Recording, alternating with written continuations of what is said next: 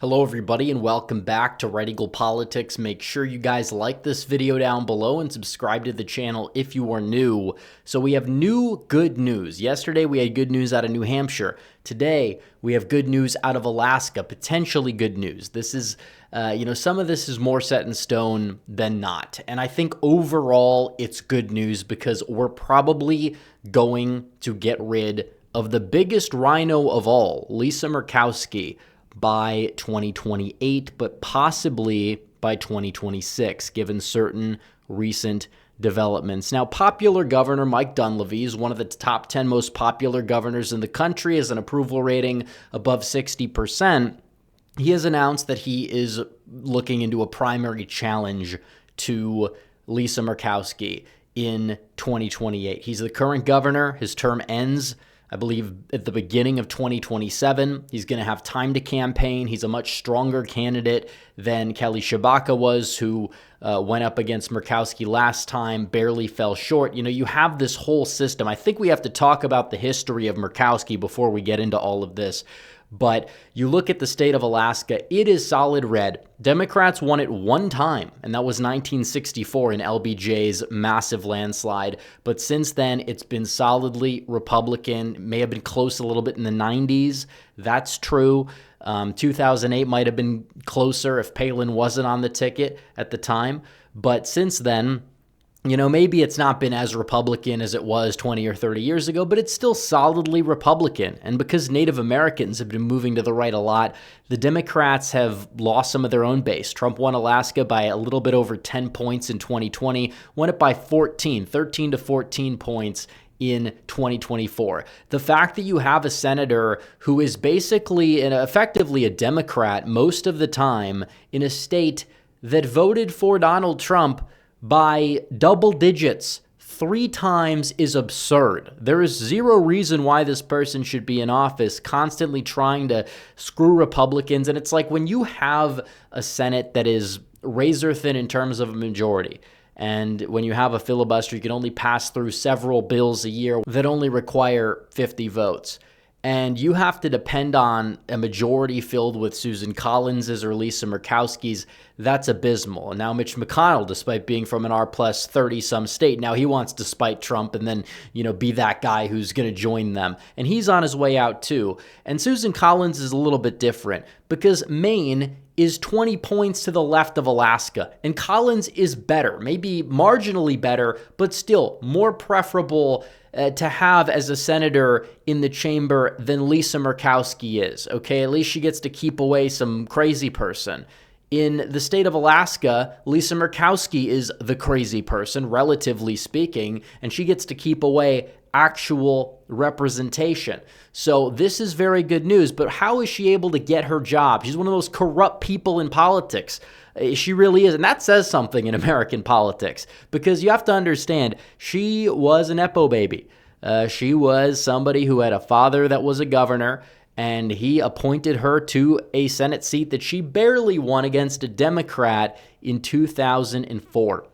And then 2010, she was a sore loser because she lost a primary, and then she ran a campaign as a write-in, got a bunch of money, flooded the state with ads, and she was able to pull off a victory via a write-in campaign. A lot of states have sore loser laws. Alaska, for some reason, does not. 2016 rolls around, and she gets the Republican primary nomination for some reason or another. I don't know why she wasn't challenged, but I think a lot of people realized, she'll just run as a write-in and probably win. So they ran Libertarian Joe Miller against her. And this really wasn't at a time when the whole primary challenge wave was like ramping up. It was a little bit in 2010 because of the Tea Party, and then it came back kind of, after, 2020, where you have this like grassroots mobilization, rage, upset at the Republican establishment, letting down Trump, letting down the voter base, you name it. And then you have another independent. She gets 44% of the vote.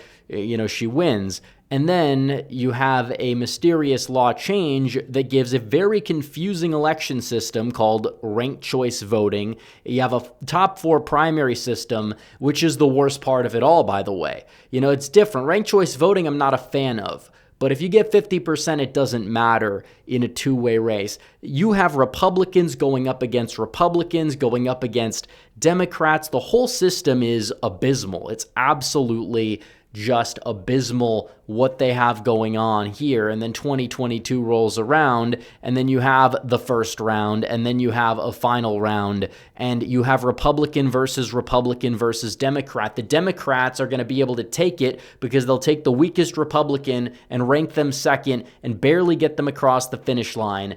And 2024 rolls around, and you have a top 4 primary removal initiative on the ballot that gets rid of this whole ranked choice nonsense. And what happens? A bunch of out-of-state money pours in. Murkowski claims the out-of-state money tried taking her out. No, if anything, the out-of-state money, the swamp, that's what's kept her in. That's why McConnell funded her campaign instead of Adam Laxalt. You could have had a much stronger Republican in Alaska. That'd be basically a flip. And then you could have had a Republican senator in Nevada. But no, McConnell didn't want that. So 2028 is about to roll around, and you talk about the fact that she has filed paperwork to run for re-election. That may be true, but she will likely be facing a stronger candidate. And by the way, it's very likely that on the ballot in 2026, the initiative to remove the current election system, which is so confusing. So we have to make sure we do a better job of funding that and bringing attention to that, because that is absolutely crucial, because Murkowski is not winning a primary. She's not winning a write-in campaign against Dunleavy. I don't even think she'd win in the current system against Dunleavy, which is why this is such good news, because he's popular. He's well-liked among, the type of Republicans that might rank somebody like Elisa Murkowski first to begin with. So there's that.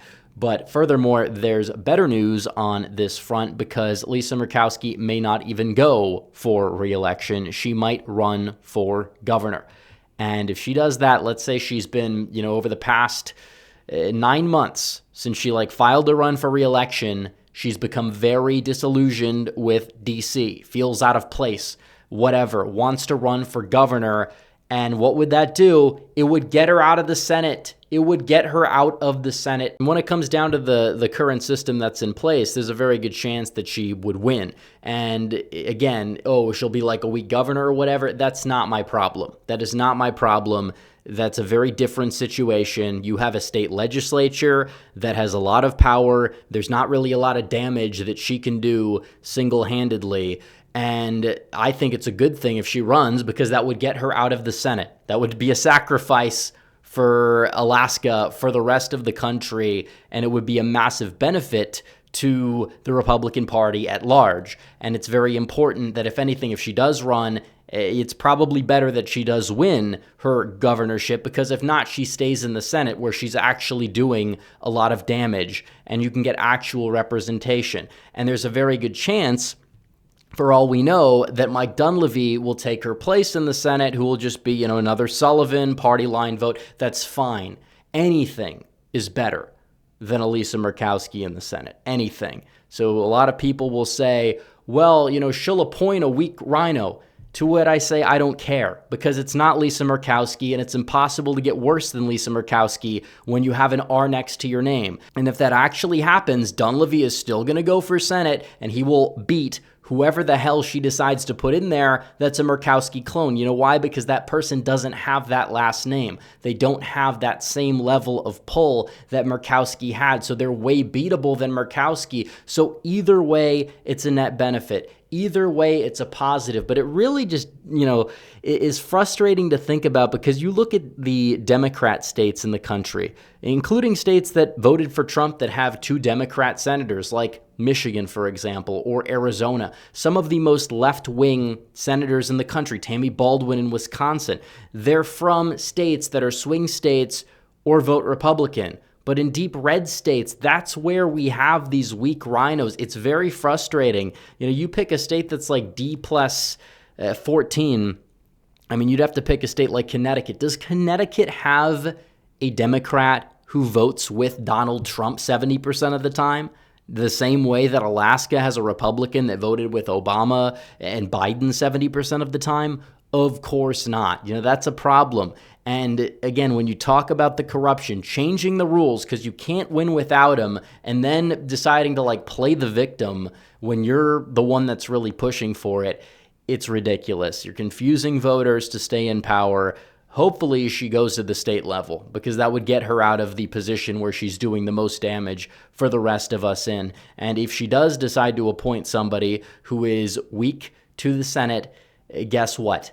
Honestly, they will lose that primary. You will have Senator Dunleavy, and if anything, she'll just appoint Dunleavy because she knows that Dunleavy's going to come for her job anyways, and Dunleavy will come for her successor's job, and it's like an ego thing. So we'll see what happens on that front, guys, but good news out of Alaska for sure. Make sure you guys like this video down below, comment down below, subscribe to the channel, hit the bell for notifications so you never miss another video. Follow me on social media. The links are all in the description down below, and I will see you guys in the next one. Red Eagle, out.